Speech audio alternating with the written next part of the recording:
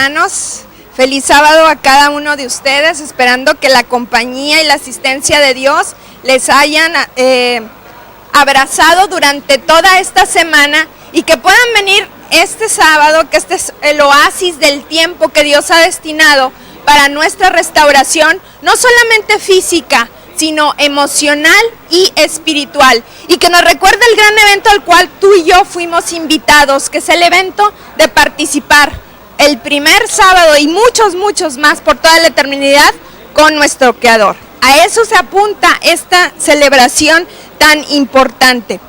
Hermanos, les tengo una pregunta esta mañana.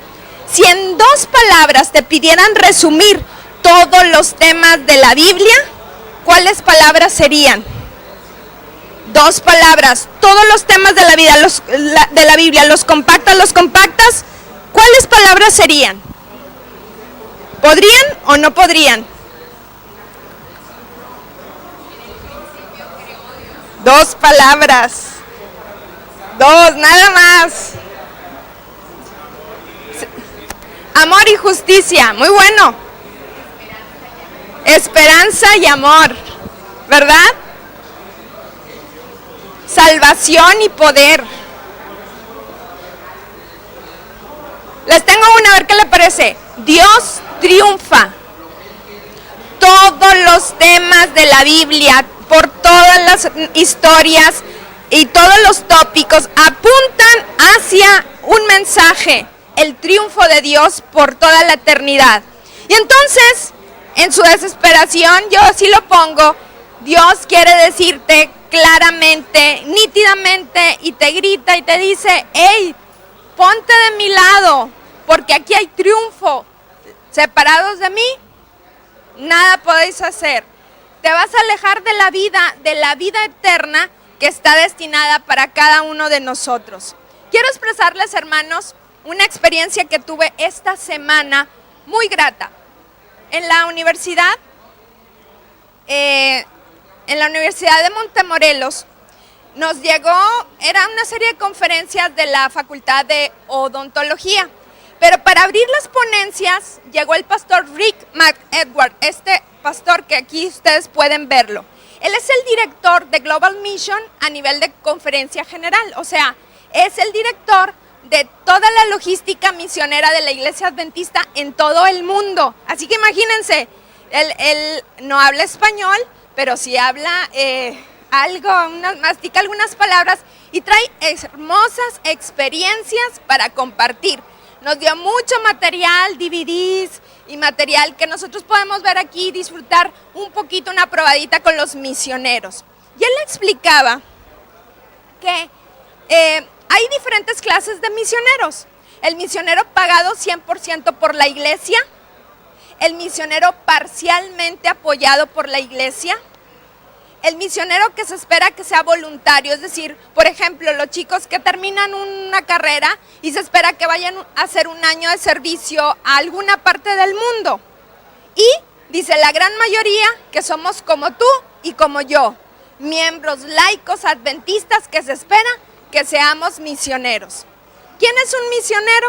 Miren, vamos a estudiar la definición que Cristo da de un verdadero misionero en Marcos 8:34. Si alguno quiere venir en pos de mí, niéguese a sí mismo y tome su cruz y sígame. ¿Qué características tiene un misionero, hermanos?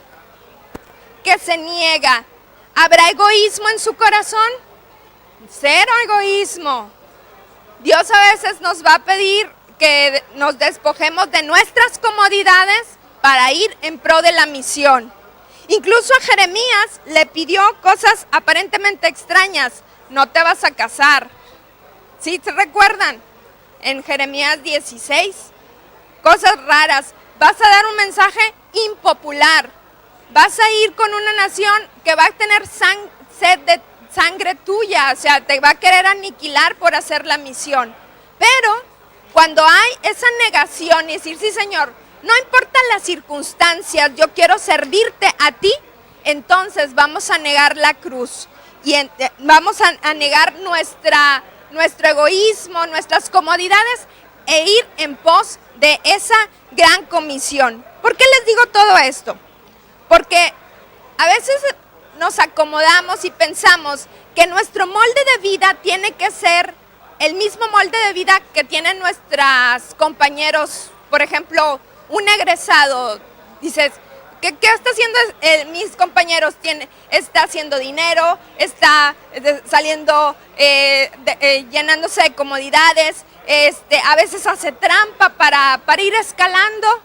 Ese no es tu molde ni el mío. Nuestro molde es negarnos a nosotros mismos, tomar la misión y seguirle. ¿Qué va a haber al final de ese camino? Triunfo, porque Dios gana, siempre gana. Aún con vasijas rotas, feas, como podemos serlo tú y yo, Dios nos da una segunda oportunidad. Y mencionaba este pastor una experiencia. Dice, hace 2 semanas estaba yo en Dubái.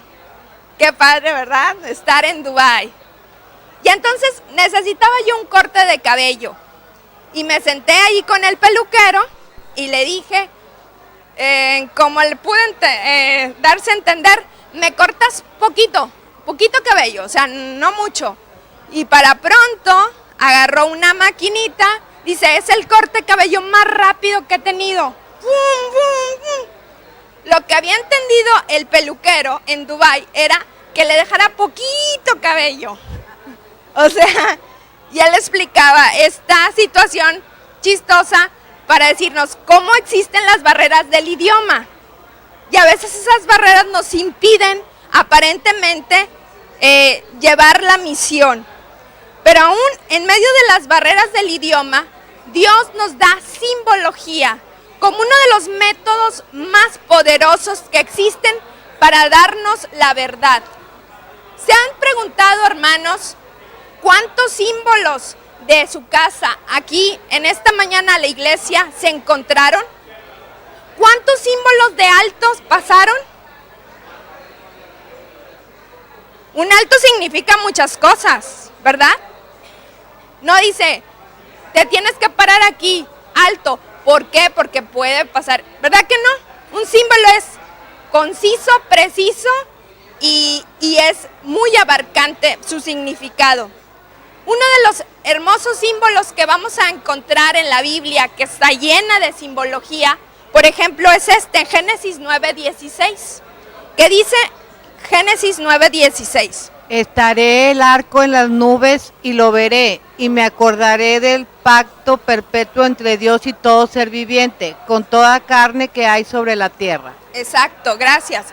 Gracias a todos por su participación de antemano. Estará el arco en las nubes y lo veré. ¿Qué significa entonces el arco iris? Aquí tenemos por favor, un pizarroncito y ahorita vamos a hacer un ejercicio. ¿Qué les parece? Yo me encontré este símbolo que yo no lo había recordado que existía en la Biblia, pero en mi año bíblico por ahí me lo topé y dije, ay, qué bonita figura. Nunca me había yo puesto a pensar en que Dios había puesto una figura tan tierna para explicar el trato que Él quiere tener con nosotros, sus hijos. Miren lo que dice Oseas 11:4. Dice, con cuerdas de bondad los traje, con lazos de amor, y fui para ellos como quien levanta a un niño contra su mejilla, y me inclinaba y les daba de comer. ¿Les gusta esta figura? Es como ese padre que está con su niño chiquitito, ¿y dónde se lo pone el papá? Aquí, mejilla con mejilla, muy tierno, que ¿qué le va a pasar a ese niño? ¿Cómo se sentirán los niños a esos meses? Arropados, seguros. ¿Qué más sientes? ¿Te sientes contento? ¿Te sientes tranquilo? ¿Por qué? Porque aquí tienes, más cerquita no puede estar el papá o la mamá. Y así dice el Señor. Y yo además te ponía aquí y te daba de comer. Qué hermosas figuras, ¿verdad? Impactantes. ¿Saben que en el círculo del aprendizaje Nosotros tenemos el cerebro, en este momento todos tenemos diferentes maneras de capturar los mensajes que se nos han dado, las lecturas que hemos visto, pero algo que podemos tener en común denominador es que cuando se nos lanza una simbología, un símbolo, una figura, tu cerebro en todas las áreas del aprendizaje es estimulado, todas las áreas. Y esa figura no queda ahí nada más, sino que queda penetrada y trae atrás de ella una gran enseñanza. Entonces, por eso Jesús utilizó 40 parábolas, al menos, que están registradas en la Sagrada Escritura, para decirnos, hey, aquí está mi mensaje, pero está llena de simbología rica para que lo sigas estudiando y le sigas sacando y sacando y sacando enseñanzas. Por favor, vamos a utilizar un ejercicio. Por eso tenemos este pizarrón. Más para acá. Ok. Si yo les pongo en esta ocasión una fruta, ¿usted qué me va a decir? ¿Para usted qué significa?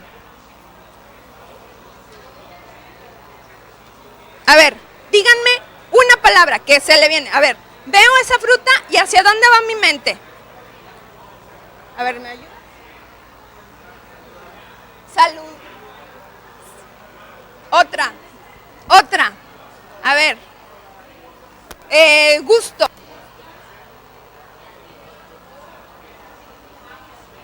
¿Mande? Un Apple, una marca. Apple. ¿Qué más? Ve la figura y ¿qué es lo que se te viene a tu mente? Comida. Nutrición, aquí está en salud. A ver, hermanos. ¿Color? De color, sí, que es atractivo, ¿verdad? ¿Así? Es un fruto. Sí, atractivo. Muy bien. Vamos ahora a aterrizarlo a la Biblia. ¿Qué te recuerda? No estoy diciendo que haya sido una manzana, es un fruto. Es Edén.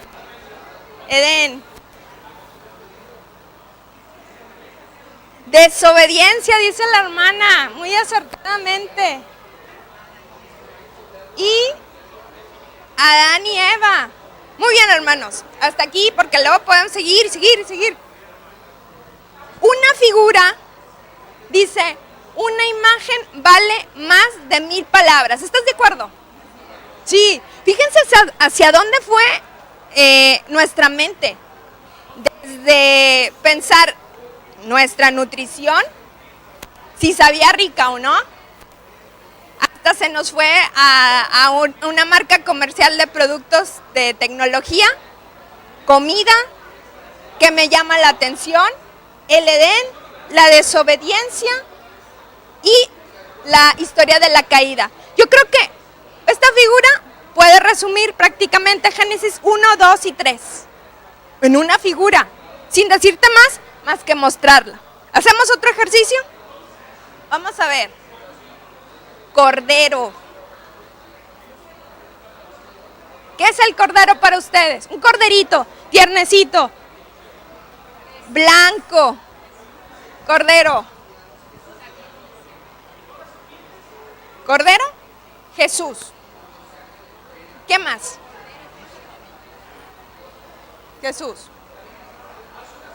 ¿Qué más? Perdón.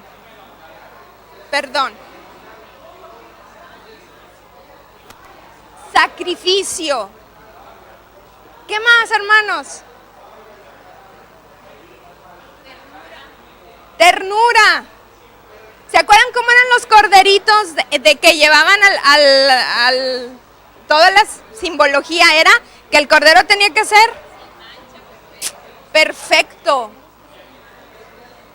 Así, el carácter del cordero, ¿cómo es? Dice la hermana que es manso, es tierno. No es como a lo mejor un perrito que tengas ahí que le batallas. No, es manso. Muy bien, vemos todas estas figuras de todo lo que se desprende de una sola figura, muy recurrida, por cierto, en la Biblia. Nos dice acerca del carácter, pero nos dice también acerca de nuestra experiencia a través del perdón, y nos dice también acerca de la ternura que seguimos disfrutando, porque si estamos aquí no es porque seamos muy capaces, sino solamente por la renovación de la misericordia de Dios, del amor tan grande. Porque Elena White abre la cortina y a mí me impacta mucho esta figura cuando dice, si nosotros percibiéramos todos los ángeles de Satanás que quisieran desmenuzarnos, ni siquiera así, una destrucción, nos quisieran desbaratar, pero no es así. ¿Por qué? Porque Dios nos ha preservado la vida con un propósito. Entonces, vamos a la última. ¿Qué les parece? Si les enseño esto, para usted, empieza a trabajar la mente y le dice, es un alfarero, pero forma.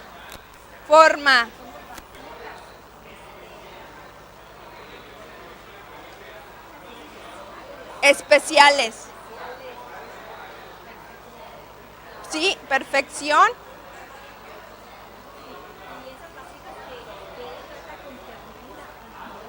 Sí. O sea, la ternura que el alfarero tiene para moldear a sus hijos. Sí, no es... Por eso le sale bien. Muy bien, vamos a ver, otra figura. A ver, alfarero. Esta está muy fácil, hermanos, porque la estudiamos toda la semana. A ver, díganme otra palabra. Perfección. Paciencia. Te habla de la paciencia del artista. ¿Qué más? La moldura, la forma. Perfección. Creación.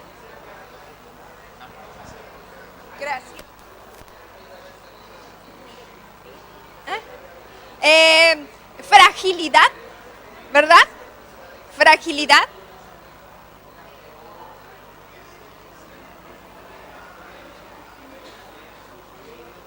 Muy bien. ¿Otra más para cerrar? Muy bien, gracias. Así la dejamos. Muchas gracias. Hermanos, ¿ven hacia dónde van nuestras mentes? Con una sola figura. Y es por eso que los maestros ahorita tienen, yo no sé usted en la primaria, pero antes la primaria era sentarse y ver un pizarrón verde, algunos blanco, toda la mañana. Pero ahora, tú llegas con tu PowerPoint y entras con una de estas y el muchacho está expuesto a muchas figuras y videitos que hacen de la educación, wow, algo mucho más amable porque era el método de Cristo. Bueno, Jesús no tenía PowerPoint, ¿y cómo le hacía? Le decía, ven, vamos acá. Y ahí estaba el sembrador sembrando y decía, una vez el sembrador, y empezaba la parábola. Qué mejor PowerPoint que el tenerlo ahí en vivo. O a los pescadores, así, todas las figuras estaban allí en esas laderas tranquilas donde él escogía. ¿A qué vamos, hermanos? Aquí hay un reto. La metodología de Dios siempre es la mejor. ¿Estamos de acuerdo? Así que hay gente que malentiende esto de que no debe de haber figuras en la enseñanza. ¿De dónde lo sacas? No es bíblico. Israel tenía figuras en cada esquina de su experiencia religiosa. Pero no porque las figuras alguna vez se utilizaron mal, significa que las debemos de borrar. Miren este caso, vamos a Números 21:9. Y Moisés hizo una serpiente de bronce y la puso en su asta, y sucedía que cuando una serpiente mordía a alguno y éste miraba a la serpiente de bronce, vivía. Entonces, hizo una serpiente de bronce. Algunos dicen, pero ¿por qué una serpiente? Por cierto, ¿qué significaba?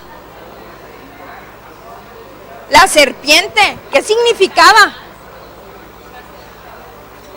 ¿Recuerdan más adelante cuando a Nicodemo se entrevista en la noche con Jesús? Dice, así como Moisés levantó la serpiente en el desierto, así es necesario que el Hijo del Hombre sea levantado. Entonces, la serpiente era una figura extraña. ¿De quién? ¿De Jesús? ¿Por qué? Bueno, hay una explicación teológica muy profunda, pero yo creo que era para decir, bueno, el pecado es una figura extraña que entró por un animal. Aparentemente Satanás utilizó esta figura. Bueno, Jesús es más poderoso, así que tenían que mirar cuando eran mordidos en esta ocasión. ¿Y qué pasaba con el que miraba? Vivía. Entonces, ¿qué representaba la serpiente de bronce? A Jesús. Extraña figura. No es común. No pusieron un corderito o a una figura más amable, una paloma. Era una serpiente. Ahora, ¿era un símbolo efectivo? Sí, porque el que veía, vivía. ¿Qué pasó años más adelante? Miren lo que pasó con esta misma, porque esta misma serpiente de bronce la conservaron. Y Segunda Reyes 18:4 dice lo siguiente, ahorita lanzamos la pregunta. También hizo pedazos la serpiente de bronce que Moisés había hecho, porque hasta aquellos días los hijos de Israel le quemaban incienso y la llamaban Neustán. Neustán es Dios de bronce. Vemos un proyecto de Dios efectivo, el que vivía, el que lo veía, vivía. Pero sin embargo, más adelante, el mismo símbolo ahora era dorado. Y entonces el rey Ezequías tuvo que destruirlo, ese símbolo. Y hay gente que aquí es muy estricta, muy ortodoxa, y dice, es que por eso no debe haber símbolos en la iglesia. ¿Es bíblico? No, es una opinión personal, pero no tiene solidez bíblica. Los símbolos es la metodología de Dios. No nos colgamos aquí medallitas representativas de ningún apóstol ni nada, porque sabemos que están prohibidas por la ley de Dios. Hay gente que juega mucho con esto y dice, es que no las adoro, me recuerdan a la Virgen María. Así hacía una compañera mía de la maestría. Es que para mí me da mucha tranquilidad y tenía toda su ideología, como seguramente tú tienes muchos amigos que piensan lo mismo. No la adoro, no adoro al Santo Padre, nada más lo venero. Una línea ahí medio confusa. Para evitar la idolatría, hermanos, debemos eliminar los símbolos. Debemos decir, no va a haber Jesús en ningún departamento de niños. No. Porque no los estamos adorando, estamos enseñando como Israel enseñaba a sus pequeños y a todos el plan de salvación. Quiero hacer un paréntesis aquí y preguntarles, ¿alguno de ustedes hizo en su niñez un viaje de estudios? En inglés se llama field trip, o sea, que vas a ir al campo y vas a buscar, vas a oler, vas a tomar fotos, vas a tocar y a lo mejor los llevaron al zoológico. Aquí en Los Conquistadores llevan mucho a los niños al campo, al zoológico, a que experimenten. ¿Y cómo son esas experiencias, hermanos? Te sales del molde. Porque estar siempre en un salón de clases, a veces, aunque sea muy buen maestro, llega a ser tedioso. Pero acá te sales del molde, disfrutas de otro escenario, empiezas a disfrutar de las figuras. Y Jeremías fue llamado por Dios para hacer un viaje de estudios. Y en ese viaje de estudios, miren lo que se encontró. Vayamos por favor a Jeremías 18 del 1 al 3. Levántate y ve a la casa del alfarero, y allí te haré oír mis palabras. Fui a casa del alfarero y lo vi trabajando sobre la rueda, y la vasija que hacía del barro se quebró en su mano, y él hizo otra vasija según le pareció mejor. ¿Qué es lo que le llamó la atención al alfarero, del alfarero a Jeremías? ¿Dónde se clavó? Ve a la casa del alfarero y fue y lo vio trabajar sobre la rueda. La vasija que hacía se quebró y él hizo otra vasija. O sea, aparentemente eso podía pasar hasta para el artista más experimentado. Todos se nos ha caído la cuchara de la mano, ¿verdad? Para algunos la habilidad manual es algo de vida o muerte. Imagínense un neurocirujano que se le caiga ahí un instrumento a la mera hora, o un dentista que estamos en un procedimiento quirúrgico y se te va. 1 milímetro es 1 kilómetro en boca, igual en otras áreas. Y aquí aparentemente el alfarero se le quebró esta vasija. Saben, hermanos, que les quiero decir que había mucha alfarería en Palestina. Incluso había tantos alfareros que se habían hecho organizaciones o gremios o corporaciones de los cuales pues se juntaban, hacían lo que hace un gremio, ¿no? Se echan porras, se enseñan las mejores técnicas y era algo muy común. ¿Por qué Dios utilizaría algo tan común como la alfarería para enseñar o impregnar en todos los oyentes de todas las edades? Porque aquí estamos, ¿cuántos siglos después de Jeremías? Todavía aprendiendo del alfarero divino. ¿Por qué algo tan sencillo, Dios? ¿Por qué no te fuiste con una profesión más difícil? ¿Por qué algo tan sencillo?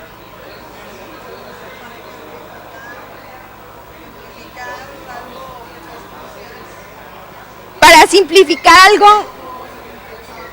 algo que tiene una connotación muy profunda. Vamos a irnos por partes. Miren, la alfarería y el alfarero divino nos enseña la soberanía de Dios. Dice el apóstol Pablo, tú como vasija le puedes reclamar a tu creador, oye Señor, ¿por qué hiciste esto? ¿Y por qué me pusiste en Monterrey cuando hay mucha inseguridad? ¿O por qué? Yo me pongo en los casos difíciles de unos padres que tengan un niño con un síndrome donde nadie tiene la culpa. Señor, ¿pero por qué? Tú tienes derecho a emitir esas preguntas al alfarero divino. ¿Te acuerdas esta historia? No. ¿Por qué? Porque yo soy vasija y porque él es mi alfarero. Y el alfarero es un artista, no es un trabajador común. ¿Saben qué es un artista, hermanos? Un artista es alguien que crea o produce obras de arte. ¡Ay! O sea que el objetivo de Dios es reproducir en ti y en mí lo más bello que el mundo pueda ver. Que digan, esta persona me inspira. Como hemos oído tantos casos de cristianos que aún sin hablar han inspirado a otros. Comentaba el rector de la Universidad de Montemorelos que él tuitea todos los días pone un pensamiento de reavivamiento y reforma, y que en una junta de rectores de todos los rectores del sistema privado de México, él ya se despidió y un obispo católico le dice, oye, yo leo todos los días los mensajes que tú pones, ¿a qué horas duermes? Porque es muy activo.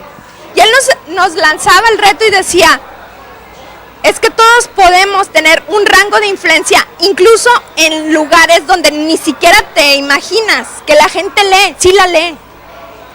Y por lo que tú pones, te está calando ¿cuál es tu mensaje? ¿Cuál es tu fondo espiritual o no? Por eso tengamos mucho cuidado, hermanos, en lo que emitimos. A veces pensamos que, así como llega me lo reboto. ¿Va a ser inspirador? ¿Le va a ayudar a alguien? Porque mucha gente está al pendiente de lo que tú digas, de lo que tú hagas. Dios desea recrear una obra de arte en ti y en mí. ¿Lo puede hacer? Sí. Imagínate un asesino como lo fue el apóstol Pablo y cómo llegó a ser una vasija bella, útil. Para mí es uno de los personajes más inspiradores porque cómo fue y cómo llegó a ser, por la obra y la gracia de Dios, como alfarero divino. Un artista es todo aquel que es capaz de crear partiendo de su propia inspiración. Dios no necesita materia preexistente. Dios no necesita, ayúdame, hijo, con esto, no. Él puede recrear tu experiencia. Oye, Señor, es que yo mira mi casa, ¿cómo está? O mira mi experiencia, o mi trabajo, o mira mis problemas. No, mire las circunstancias. Mira como Jeremías las manos del alfarero divino y su voluntad para recrearte. Miren este mensaje tan poderoso de Jeremías 18:6. ¿No podré yo hacer de vosotros como este alfarero, casa de Israel? Como el barro en la mano del alfarero, así sois vosotros en mis manos. Jeremías 18:6. ¿Aquí qué nos está hablando, hermanos? ¿Qué nos está hablando? El texto. ¿No podré yo hacer de vosotros como este alfarero? Es decir, nos habla de la voluntad, del deseo, de recrear en ti y en mí una nueva circunstancia y experiencia. ¿Saben? Pensando un poquito en esta figura que nos da para mucho, miren, en unos pocos segundos todo lo que ustedes pudieron sacar acerca del alfarero. Nos habla también de la sencillez o aparente de la vida humana. ¿A qué me refiero? Vayamos, por ejemplo, a Génesis 2:7. Entonces Dios, el Señor, modeló al hombre del polvo de la tierra, sopló en su nariz aliento de vida y el hombre llegó a ser un ser viviente. ¿De qué materiales utilizó Dios para hacer al hombre? La corona de la creación. Polvo. Ay, Señor, que no tenías otros materiales. Pudieras haber agarrado, no sé, diamantes, oros, metales preciosos. ¿Por qué polvo? ¿Por qué? ¿Saben qué me deja a mí esa experiencia? De lo sencillo que tú y yo somos, pero que la gran diferencia es la presencia de Dios en nuestras vidas. Agarra tú una arcilla, barro, y ponle un valor, un precio. ¿Cuánto te van a dar? Vete al mercadito.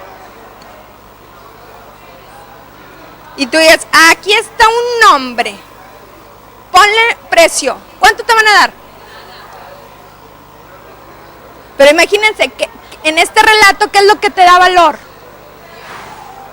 El soplo de Dios. Es la gran diferencia.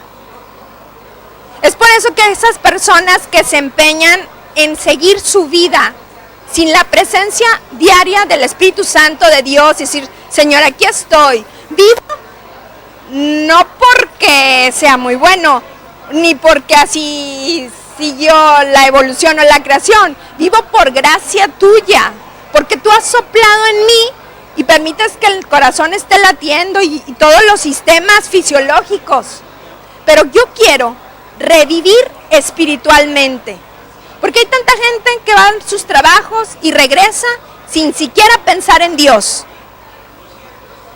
La gran diferencia en nuestra vida será cuando asumamos esto, el soplo. Sopla en mí, Señor, ese aliento de vida espiritual que tanto necesito, porque mis objetivos no están para llenar una agenda en este 2015 que ya tiene menos de 50 días para que se acabe. Mi objetivo es que yo termine el año, si así tú lo deseas, más preparado para ir al cielo y que ya tenga mucha gente interesada en Jesús. ¿Ese es el objetivo de la vida o no? Hacer de nosotros vasijas útiles y bellas. Ese es el deseo de Dios. A veces se lo permitimos, pero a veces no. Cuando una vasija se echaba a perder, cuando ya estaba incluso en las manos del alfarero, se hacía dura. Y cuando se hace dura, si has manejado un poquito materiales, yo manejo otras cosas, que es alginato, pero entendí después de varias bolsas que tienen un tiempo de maleabilidad, porque se hace duros. Sí, ¿saben cuáles? Las impresiones. Bueno, el barro es más o menos así, tiene un tiempo y una humedad, pero si se seca, ahí quedó el proceso. Mejor otra vasija. Hay gente que está muy dura su corazón para ser maleado. Y va a llegar un punto, desgraciadamente, que aunque Dios es omnipotente, Él respeta. Te respeta. ¿No quieres nada conmigo, hijo? Te voy a llamar. Pero la puerta de la oportunidad para cada uno de nosotros se puede cerrar y a eso se le llama tiempo de gracia. ¿Cuándo se cierra el tiempo de gracia? Cuando dejamos de vivir. Y no sabemos cuántos días vamos a estar en este mundo. Pero lo que sí podemos ver con esperanza es que así como estés, Dios puede hacer en nosotros obras de arte. Para su gloria, obviamente. Porque cuánta gente no usa sus talentos, pero para otras cosas, para enriquecerse. ¿Saben? Usando esta figura, que los científicos dijeron, bueno, ¿de qué está hecho el hombre? Ha de ser algo bien complejo, ¿no? Demostraron que el cuerpo humano se compone de 28 elementos, y esos 28 elementos, ¿dónde los encuentras? Escondidos, no, en cualquier montoncito de tierra. La simpleza aparente de la vida, pero la gran diferencia cuando hay la presencia de la chispa de la vida que solamente la puede dar Dios. Solamente. Hermanos, yo les quiero decir a continuación otra figura, brevemente. Es la figura del cinto. Vayamos a Jeremías 13, 7 al 9. Fuerte para que escuchemos. Entonces fui al Éufrates, clavé y saqué el cinto, y el cinto estaba podrido y para nada servía. Entonces me vino la palabra del Señor. Así haré que se pudra la soberbia de Judá y la mucha soberbia de Jerusalén. ¿Saben, hermanos, que el original, porque cuando yo leo cinto, yo me imagino el cinto así, el que tiene una hebilla, ¿verdad? No, en el original, ahorita les ubico la palabra, era como una especie de taparrabo que se ponían los hombres, es decir, una prenda interior muy cercana a la persona, debe estar pegada. Y entonces dice que esta figura significa la cercanía nuevamente que Dios deseaba tener con su pueblo, pero ese pueblo se resistía a esa cercanía y puso sus propias leyes, puso sus propios dioses. ¿Qué llegó a hacer Israel? Lo peor. Incluso, yo creo que para Dios eso fue lo peor, quemar a sus niños. Imagínense cuántos mandamientos rompían en ese acto, quemar a sus niños. Y entonces la figura que Dios le dijo a Jeremías es, bueno, agarra el cinto o esa prenda interior, la vas a poner, no la vas a mojar, la vas a poner en un lugar y entonces va a pasar lo siguiente, que al sacarla, ese cinto ¿cómo se encontraba? ¿Cuál era su condición? Ya estaba deshecho. ¿Para qué sirve un cinto? Pues no, se te cae. Pensemos en el nuestro. ¿Para qué? Se cae todo. Entonces, ¿cómo tú y yo podemos llegar a ser cintos así, deshechos, podridos? Veamos Jeremías 13:10. Este pueblo malo, que no quiere oír mis palabras, que anda en la terquedad de su corazón, en pos de dioses ajenos para servirlos, y se postra a ellos, vendrá a ser como este cinto, que para nada sirve. ¿Qué tiene que hacer uno para que Dios emita ese juicio? Y dices, este hijo no es una vasija bella y útil, sino que se ha convertido en un cinto podrido. ¿Qué hicieron estas personas, hermanos? No quieren oír las palabras. Andan en la terquedad de su corazón. Y además, 3, en pos de dioses ajenos para servirlos. ¿Podemos nosotros en este mundo moderno hacer lo mismo?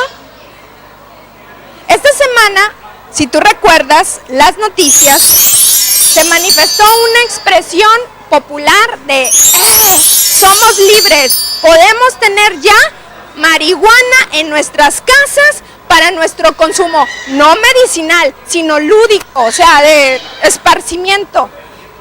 A mí me hicieron contestar muchas encuestas y yo puse, ¿está en favor de esto? No. ¿Saben qué? Yo fui minoría.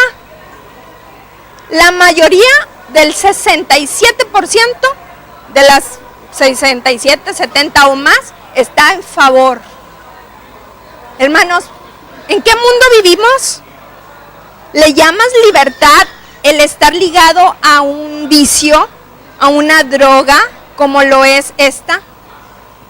Y en ese mundo es en el que vivimos, que no queremos oír, que queremos andar en nuestra terquedad de corazón, nos habla el alfarero divino y nos dice, hijo, yo te puedo perfeccionar, yo te puedo crear.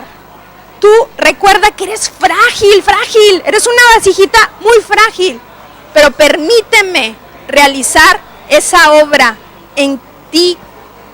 ¿Para qué? Para que seas una vasija útil en mis manos. ¿Alguien le quiere decir, Señor, sí, ya? No quiero que se haga dura mi corazón.